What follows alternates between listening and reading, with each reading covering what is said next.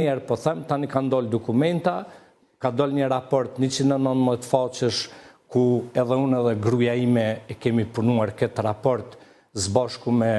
një grup të republikanëve, të njerëzve shumë eminent në Shtetet e Bashkuara të Amerikës, që ky njeri ka marrë paron nga Rust, domethënë Jack Smithi, dhe ka qenë i shtyrë nga lobi ruso-serb në Evropë, për ta burgosur Hashim Thaqin me qëllimin e vetëm, në një që të poshtroj presidentin Donald Trump, i cili ishte duke prit, dhe në dy për të qu në vend atë tendencën e Rusisë dhe të Serbisë që të shpollet Kosova si një shtet i dështuar. Ka qenë në këtë marrëveshje, kanë qenë 9 pika. Sot dhe kësaj dite nuk është publiku pika numër 9, e cila është hequr me rastin e nënshkrimit mes Vučićit dhe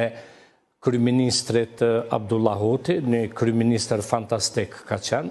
por jo në përmasat e guximit, po them, të Hashim Thaqit, sepse Thaqi ishte edhe president edhe ka qenë bunduzheri politikës. Kam thonë gjithmonë që mbas Ibrahim Rugovës, njeriu ma adapt për perëndimin ka qenë ish presidenti Thaqi, pavarësisht gabimeve të tija të shumta që ka bën në politikë mbas lufte, gabimet cilat i kanë kushtu edhe ati tepër shtrejt, e njëri prej atyre gabimeve ndër më të rëndat ka qenë krijimi gjykatës speciale, për çka unë prapë mendoj që Hashim Thaqi, Kadri Veseli, Jakub Krasniqi,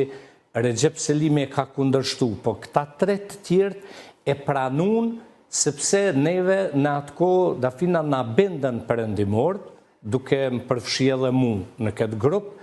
që gjykata speciale ishte për të mirën e Kosovës. Madje na thoshin ndërkombëtarët, ambasadorët, diplomat perëndimor, në qoftë se ju nuk e krijoni gjykatën speciale, atëherë do të vije deri te zhberja e shtetit Kosovës. Vendet do të tërheqin. Presioni ishte shumë i madh. Por sot po cilësohet si një gabim krijimi i kësaj gjykate dhe mundësitë gjasat për zhbërjen janë thuajse inekzistente. Shiko,